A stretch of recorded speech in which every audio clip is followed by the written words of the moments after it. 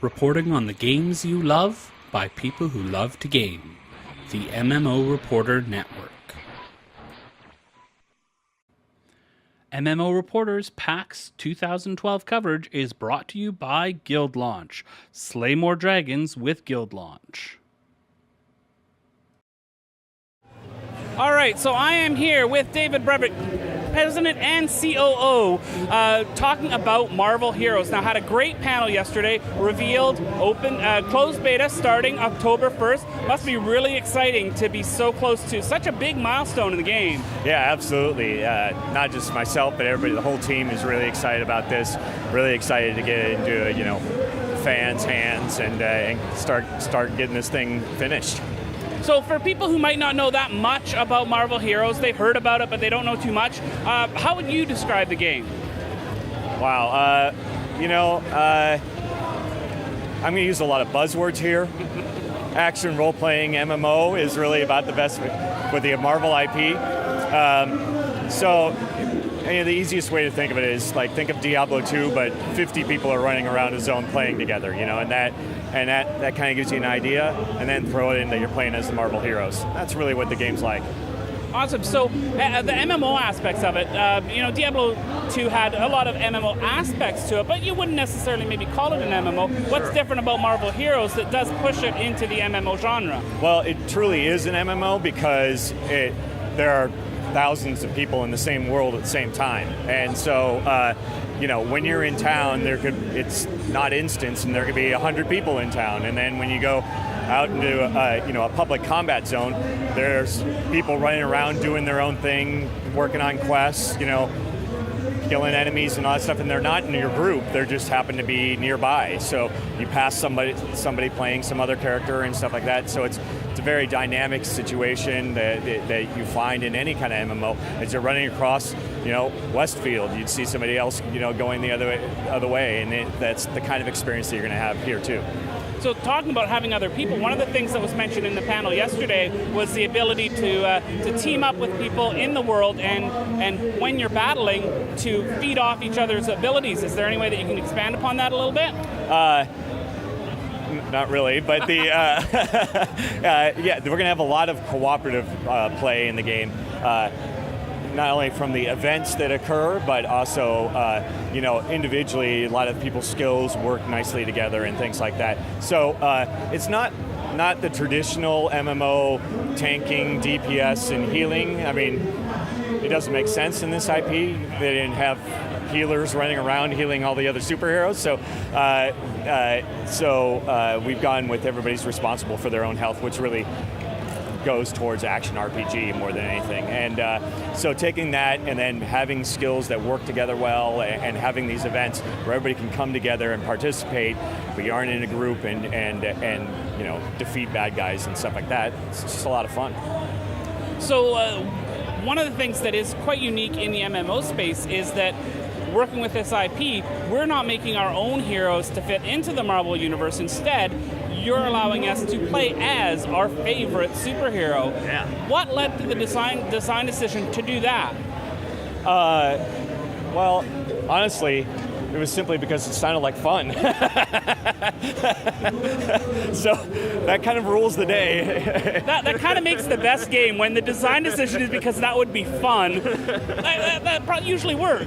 Yeah, kind of the tagline that we came up with when we were coming up with the idea was, choose your own Avengers, and so that, that's the kind of feeling that we want to make here.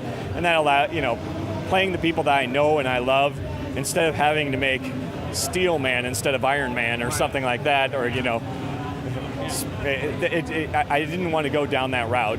Those games have been made before, and I wanted to do something different and as well do the thing that I enjoyed, which is this IP and those heroes. Yeah. I think we've all played through City of Heroes and Champions Online and seen the copycat heroes in there. Right. This is going to be the authentic experience. Right, yeah, and it gets a different feeling, and not only that, but they have so much history and relationships with the other characters, and if you're a big Marvel fan, going in there and seeing banter between some of the heroes and stuff will really express that Marvel IP extremely well, and you can't really do that when you're making up your own heroes. So you have talked, though, about allowing players to make their experience different than maybe somebody else who picks the same hero. Yes. What are some of the different ways in game that you can do that? So we're supporting that a variety of different ways. First and foremost, the way that you look. There's a costume crafting system, and so that determining what you look. My version of Wolverine looks like I like him in his X-Force suit, or I like him in classic yellow, or whatever your ideal is. That's an opportunity that is exposed to you. So I want to make sure that my ideal Wolverine looks like this. And not only that, but I love the comics in which, he does a lot of like slashing and bleeding, and so I'm going to concentrate on skills that are associated with that and play my Wolverine differently than you play your Wolverine. So there's a lot of customization from the way he plays, the way he looks, all of his stats, all these kind of things are going to be customizable by you, and your Wolverine will be very different. Now, some of the things that are going to be the same between the different characters are some of the cast that you've gotten to do the voice acting. Yes. And you've got some pretty big names that are coming through to do some of these iconic voices that we recognize for the characters. Why was that important to you to make sure that you got those voices for this game? Well, it's important for a number of reasons, but first and foremost, as a diehard Marvel fan, I have the opportunity to do what I want here, and it's like I would love to use as much Marvel as possible. We've got Marvel artists working on motion comics. We've got Brian Michael Bendis writing the story. We're using all these authentic voice actors. We want this to be a true Marvel experience. We're integrating it with costumes from the movies and comic books and all this kind of stuff, and making something that spans the entire Marvel universe and makes it a genuine Marvel product and pays homage to the thing I love. And I love too the part that you mentioned in the panel yesterday when you were talking about the integration between the Marvel storylines and what you're doing in game. Right. Now, from the panel, the most part I got was the visual, the skins and stuff like that. Are you looking to have gameplay story elements as well crossover? Yeah, absolutely. There are, through the storyline that you play, in which it centers around Doctor Doom has the Cosmic Cube, which is the Tesseract from the movies, and it plays homage to a bunch of very famous plot lines. For instance, the one that we're demoing here today talks about William Stryker and the Purifiers and the Mutant Massacre storyline from the 80s and stuff. If you're a big X-Men fan, you might remember that. So there's lore, everything kind of built into this, right? It's not just current stories, it's older stories. We're going to combine it all to make a really great experience. So what sort of peripheral systems are you looking to have in the game, if any at all? The action, I know, is the heart of the game, but are you looking to allow characters to do any sort of crafting or anything like that in the game? Yeah, there is some crafting in the game. It's a little bit less traditional than most MMOs, like most of our systems are not really traditional MMO stuff. There are crafting games, there are crafting systems. There'll be other social things that most MMOs have and stuff. Those will be features of the game. So I think that in a lot of ways it'll feel very much like this hybrid between an action role-playing game and an MMO, and really once people experience it, they'll really get it.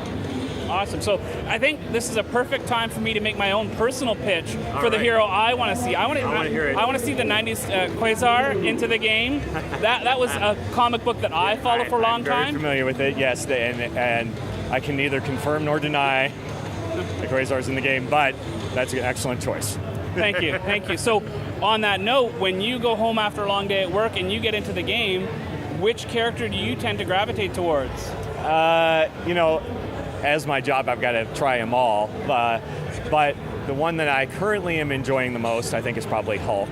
Yeah. Simply because he just can rampage. We got all these destructible objects in the environment. He can just rampage and jump around and smash stuff. I love his headbutt, just like crippling headbutt from Hulk just, fills me with joy. And you can pick up cars and throw them and stuff. And so in that way, I'm really enjoying playing him currently. First thing I did in the demo, right when I go through the gate, is there's a car right there. I'm like, let's click on it. Let's see what happens. Picks it up, throws it. So that's pretty awesome. Yeah, it's awesome. It's so much fun. Awesome. Well, thanks so much for your time. Really looking forward to the closed beta and the game coming out. It looks really exciting. Thanks. I appreciate your time.